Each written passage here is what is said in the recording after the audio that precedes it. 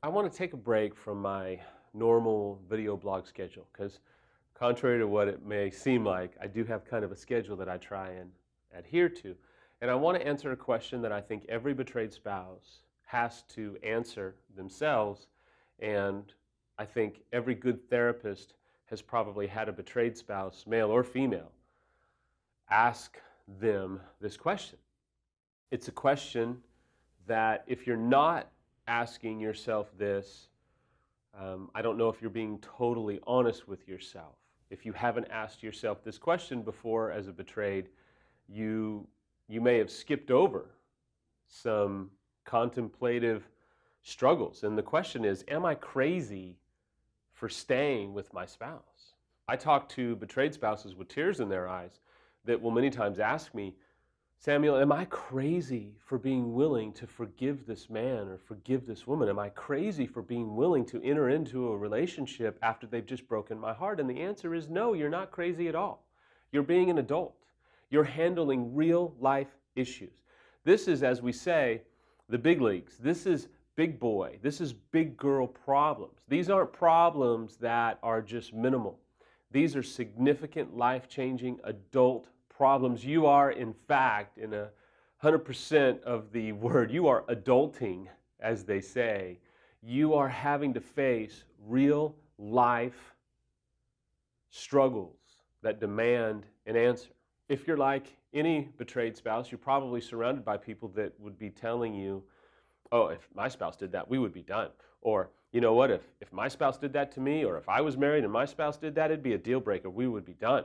And for those of us that follow sports, we all understand the term armchair quarterbacks that love to sit and say what they would have done if they were, Peyton Manning or Tom Brady and all of that. And there's armchair advisors that want to sit across from you and say, well, if my spouse cheated, we would be done. Well, you know what?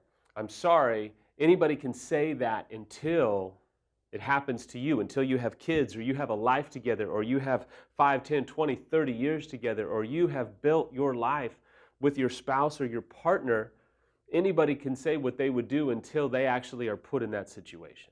Are you crazy for being willing to forgive your spouse? Not in the least bit. Now, you may have to grapple with the truth that you may be codependent. Your whole world may revolve around your spouse. You may be addicted to the approval or the affirmation of your spouse. So you have to grapple with some real deep truths, but you're not crazy for being willing to forgive your spouse. In fact, you're absolutely brave. You're absolutely courageous. You are willing to practice love. You are doing what so many people are afraid to do, can't conceive doing, or maybe even aren't willing to do. Now, don't let some of you that are divorced or heading towards a divorce feel any sort of shame. No, there's a point. I think every spouse has to come to a point where they say, well, look, enough is enough. If my spouse is unwilling to get help, unwilling to change, unwilling to do what it takes, unwilling to practice recovery, then I can't stay here because they are unsafe. And anybody in their right mind who's been through this before or has helped people for any significant length of time would tell you that you're absolutely right. You can only take so much for so long before you say, look, I can't keep subjecting myself to this abuse. You have to walk this walk. This is your life. This is your journey.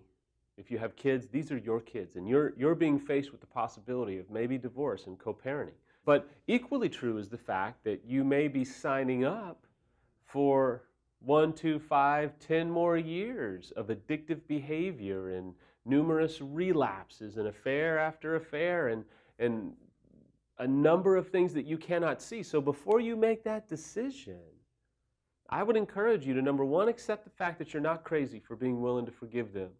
Number two, you're going to need expert perspective.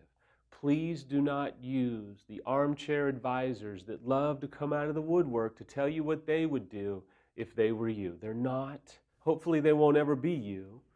And they're not walking out your life. You are. You have to do what you think is best. But please don't use your own experience as the barometer for what you should do. Find an expert help. Take a course on the site. Find someone who is a true expert in infidelity that you can trust to get their perspective and their insight. You're not crazy for being willing to forgive your spouse and restore your marriage.